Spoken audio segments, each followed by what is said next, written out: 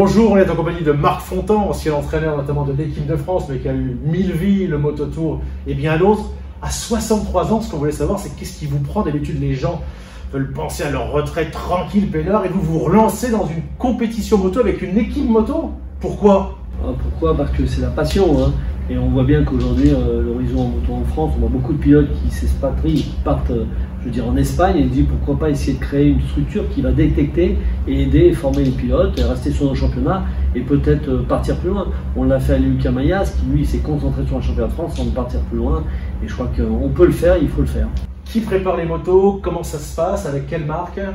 On est avec Yamaha, on a un soutien total de Yamaha qui joue au jeu parce qu'ils veulent des jeunes talents. Et puis on travaille avec la structure avec Tecmas, Michel Rizzo, avec qui on avait déjà travaillé puisqu'on avait créé l'équipe de France avec Tecmas et puis aussi la Dordogne Academy. Et donc c'est avec eux qu'on confie complètement ce travail technique. Alors il y a eu des présélections avec 8 pilotes l'année dernière.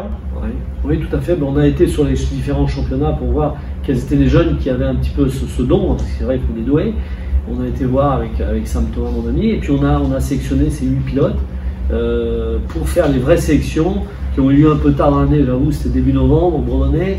Il faisait froid, mais c'était pour tout le monde. Il faisait très froid. Il faisait très froid, mais c'était pour tout le monde davantage. Mais il y avait un tirage au sort, il y a celui qui passait à 9h et celui qui passait à 11h midi. 11h midi, non, c'était pas tout à fait ça. Ils avaient tous un quart d'heure, 20 minutes d'attente. Mais bon, il y a eu ces sélections-là avec ces 8 pilotes et on a trouvé les 4 pilotes qui étaient capables de faire le premier FT Racing. Et ils ont eu de la chance parce qu'en fait, vous avez été roulé et faire de la préparation sur quasiment tous les circuits du calendrier, sauf un. Ouais, on a fait tous les circuits, même l'Espagne. On a fait à peu près 3500 km d'essai pour que bien apprendre et comprendre ce métier. C'est pas uniquement rouler, c'est apprendre à travailler avec un ingénieur acquisition de données, avec les mécaniciens, faire voir un peu ce qu'ils ressentent et le traduire aux mécaniciens, ce qui n'est pas toujours facile.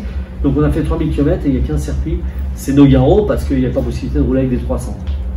Ça vous sert votre passé de pilote de haut niveau, également de coach d'équipe de France, pour les faire travailler mentalement déjà peut-être, les pilotes? Oui, ça sert parce que c'est une passion, le feeling, ça s'explique pas, c'est quelque chose qu'on a en soi. Quand on voit un pilote bien tourné, on le voit de suite, il n'y a pas besoin que de prendre des chronos. C'est vrai que ça sert après, c'est une nouvelle technique moderne, mais on est sur la même longueur d'onde. Comme un joueur de football va l'être, comme un joueur de rugby, un ancien joueur va tout de suite ressentir ce qu'on ne peut pas écrire et ressentir techniquement.